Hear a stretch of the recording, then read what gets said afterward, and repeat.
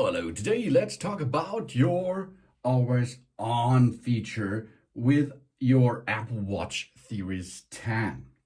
The Apple Watch Series 10 and the Apple Watch Series 5 and later can display the time and other customizable information, even when our wrist is down, of course. The always on is turned on by default on the Apple Watches, okay? Including Apple Watch Ultra and later. In this mode, the time is always visible, along with our watch face or the most recent active apps. To preserve the battery life, the display dim when we are having our wrist down, or by a quick gesture of covering the display with our hand. We raise our wrist or tap on the screen to bring everything back to full brightness and make the watch screen active so that we can interact with our Apple Watch, of course. How we can manage this? Because it costs us energy, of course, battery life a little bit. How we perform is we go and push on our watch on the digital Chrome. Then we go to settings.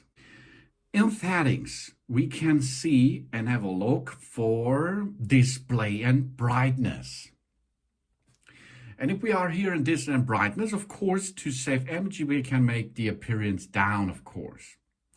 Or the text size, we can measure bigger or smaller, and we can make bold texts. And there we can see the always on is still on, running on my Apple Watch. Our Apple Watch can always show the time.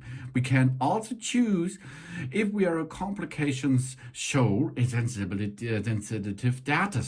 Then we see here the wake functions. We wake on the wrist raise, we wake on the crown rotation, and the wake durations. We wake on for 15 seconds if you like, or 70 seconds. We choose how long the Apple Watch display stays on when we tap to wake it on. Okay, so you can edit it over there easily. But now we go deeper into always on. Always on we can disable or we can enable this. Go back to the option, enable it. And now we can make more edits. What's going on with our Apple Watch while the always on function is on or off. If it is off, all this is not enabled, of course. If they are on, we can show the complication status. We can switch off or switch on this completely. And we can now choose which complication shows status when our width is down. For example, activity alert, blood oxygen, ECG, mail, and. So you can show what complication should be on while we are in status of wrist down. We can make theory cards to enable or disable. Then, of course, we can show notifications.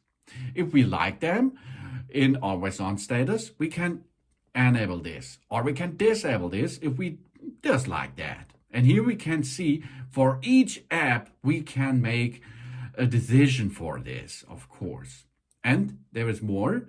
They show the live activities. If we would like to show live activities, we can enable this while the wrist is down and the always on function is on. Or we can disagree this and then it will be not shown on your screen. Really good feature to make this editable. And of course, you can also use your phone for that. Here's the iPhone, and the iPhone, we are going to look that the right watch is now paired to make a setup process or to edit this.